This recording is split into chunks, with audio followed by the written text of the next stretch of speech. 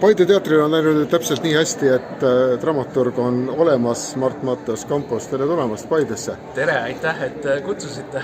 Kas on mingi side ka selle kandiga olemas või on täielik avastamise teema? Minu jaoks on täielik avastamise rõõm, et ma olen ikkagi üles kasvanud Tallinnas ja enne seda tegelikult pärast seda elanud 10 aastat välismaal.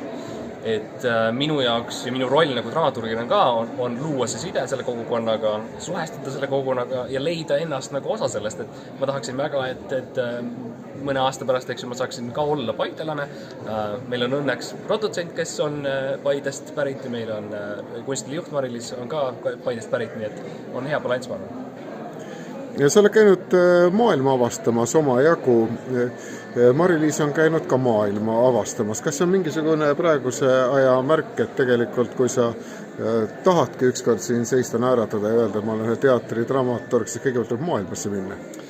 No eks sa kindlasti pead käima oma tee läbi, mis iganes see tee on, et minu jaoks see eesmärk, kui ma läksin nagu laia maailma avastama, oli leida just uusi vaatamisnurki maailmale ja kunstile, et kuidas nagu teha kunsti, kuidas rakendada enda teadmisi, et mina osutusin tegema seda välismaal, paljud teevad seda koduriigis, lavakunsti kateedris, eks ju, et sa pead kindlasti oma tee läbima, et jõuda siia, et jah.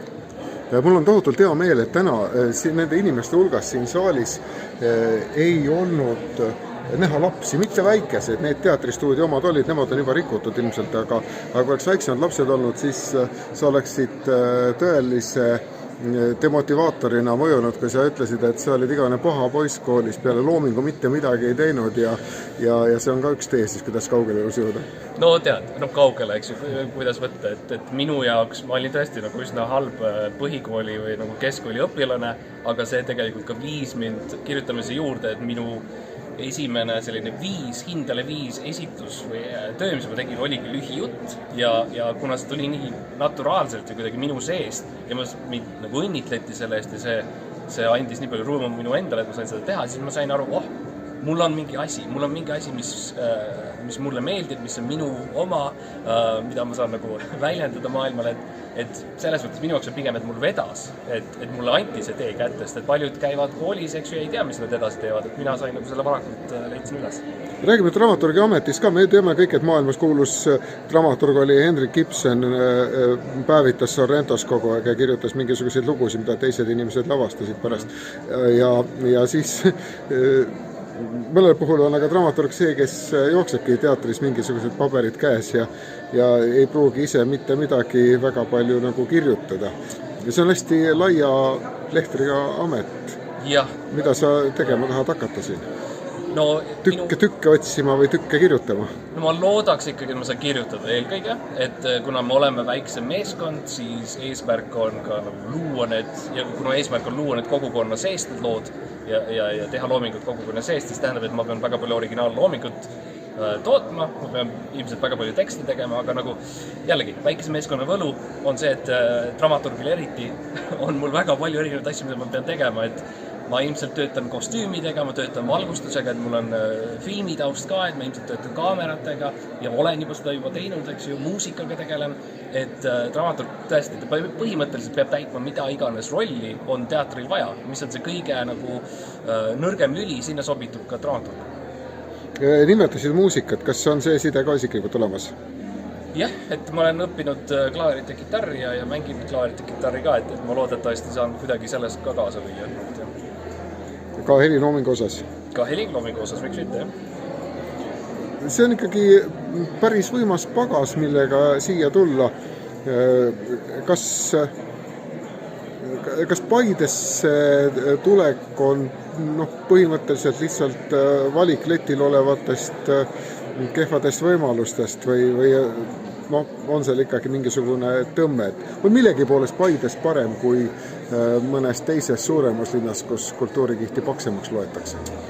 Minu jaoks see Paidesse tulek oli esiteks see, et mulle meeldis, et see oli avalik konkurss, see nagu tekitas minu jaoks juba sükse mõnuse nagu kui näitleja, eks ju, läheb proovima nagu mingisugust osa saada ja castingule minema, eks ju, ja siis ta saab selle, siis ta tunneb, okei, siis mind on valitud välja, mul on töö ja mind tahetakse siia, et see mind tõmbas Ma arvan, et seal olles ka nagu välismaal olnud, siis Eesti teatrimaastik on nagu meeletult rikas ja meil on, see on fantastiline, millised võimalused inimesed saavad ära kasutada, milline Eesti teatri tase üleüldiselt, et samamoodi meil on see Paide teatri muusikamaja, need inimesed, kes siin on taustal juba vahepeal käisid, et nemad on nagu väga antekad, nad on siin, nad on valmis meiega tööd tegema, et vaadates näiteks, mida minu kursusekaaslased teevad Londonis, kus nad peavad rabelema, et saada oma näidendeid, eks ju, inimeste ette, et siin inimesed tahavad, Eesti inimesed tahavad ja Paide inimesed tahavad ka teatrit näha, et see on super privileeg, sellepärast ma tulin.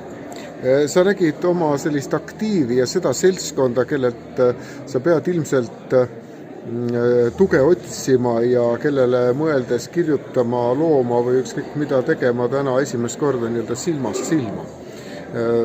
Päris ausalt, nad ei kuule meid praegu.